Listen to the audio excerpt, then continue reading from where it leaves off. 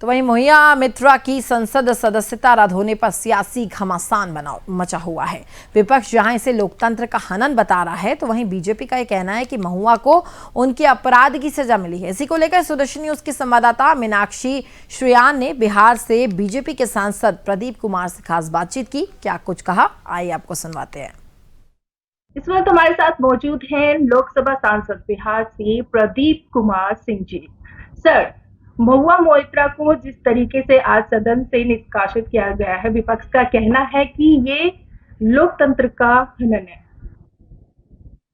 लोकतंत्र का हनन कहना उसका मैं नहीं मानता हूं, क्योंकि महुआ मित्रा पर एथिक्स कमेटी का जांच बहुत लंबे समय से पहले से चलते आ रहा था और तथ्य और जांच के आधार पर जो रिपोर्ट आया है वह लगभग 500 पेज में रखा पड़ा है और तथ्य और रिपोर्ट के आधार पर उसको निलंबित किया गया है।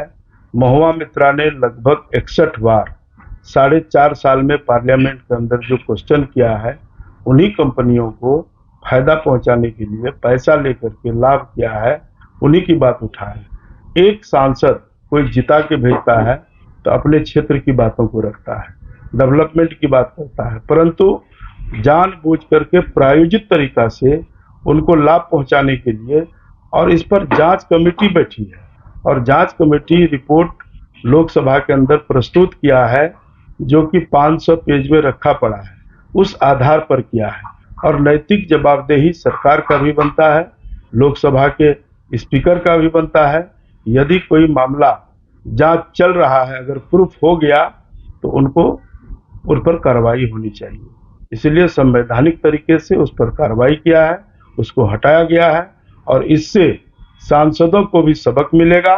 सीखना चाहिए कि आप पर जनता भरोसा करके 20-20 लाख जनता जिता के भेजती है देश निर्माण करने के लिए, अच्छे काम करने के लिए, न कि आप सांसद बन करके आप धन कमाने के लिए भेजता है। इसलिए सांसदों को भी सीख मिला है और ये अच्छी बात है।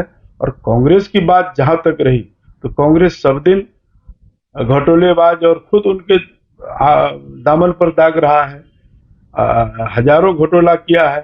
अब आजादी के बाद जितने दिन सरकार वो चलाई है, आप देख लीजिए क्या क्या घोटाला नहीं है। तो उनका परंपरा जो आदत बनी हुई है।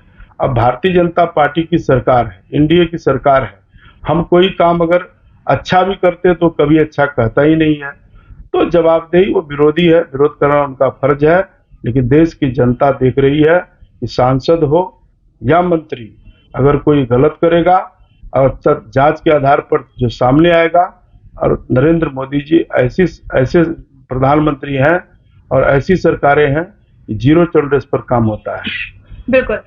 इस पे जो महुआ मोइत्रा है, उन्होंने कहा है कि आज चीरहरण हुआ है, कल अब हमारा महाभारत देखेगा। दिखावे, उसका चीरहरण हुआ है वो तो जनता तय कर देगी। 2024 है सामने कि क्या सरकार किया है, उसका रिपोर्ट कार्ड सब जनता ही न तय करेगी। तो राजनीति करने के लिए महुआ मित्रा के पास कोई जवाब नहीं है।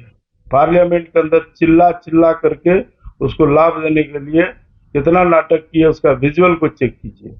इसलिए देश देख रही है, देश की जनता देख रही है आप क्या करते हैं, नहीं करते हैं। आप पर देश की जनता की नजर है और जांच कमेटी एथिक्स का रिपोर्ट भी है। इसलिए तथ्य के आधार पर हुआ है और उनको कोई जवाब नहीं है। यही सब उलूल जुलूल बात करके वो अपना संतोना देगी, लेकिन जो भी हुआ है सही हुआ है। चाहे सांसद हो या विधायक या मंत्री, अगर कोई गलत करेगा तो मोदी जी की सरकार उसको बख्शने वाली नहीं है। ये थे हमारे साथ लोकसभा सांसद प्रदीप कुमार सिंह जी। मीनाक्षी श्रेयान, सुदर्शन न्यूज।